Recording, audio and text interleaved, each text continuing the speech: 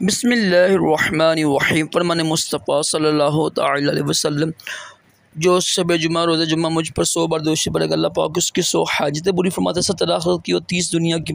सल्लु अला हबीब मुस्राना अज़ीम सुन्नत मुबारक रशद अतारी न्यू रूहानी राज कृपश खिदमत। ये एक वजीफ़ा लेकर आए हूँ। 5 आज सफ़र की तारीख है। एक कल शाम तक पढ़ सकते हैं आप। 5-6 का ये वजीफ़ा है और बड़ा ही मुजरब वजीफ़ा है। ये शादी के लिए भी कर सकते हैं आप, हर हाजत के लिए, रिज़्क़ में बरकत के लिए, कर्ज़े के लिए भी। ठीक है, करना आपने इसमें 2 नफ़ल पढ़ने, आपने 2 नफ़ल किसी भी वक्त पढ़ सकते हैं, कोई मसला नहीं है।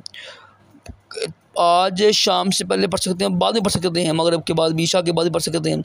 कल का वक़्त है, कल मगरिब की नमाज़ से पहले ना ये पढ़ लीजिएगा। करना आपने ये कि 2 नफ़ल पढ़ने आपने हाजत के, चाहे शादी के लिए, हाजत के, रिज़्क़ में बरकत के लिए, कर्ज़े के लिए, वो आपकी मर्ज़ी है।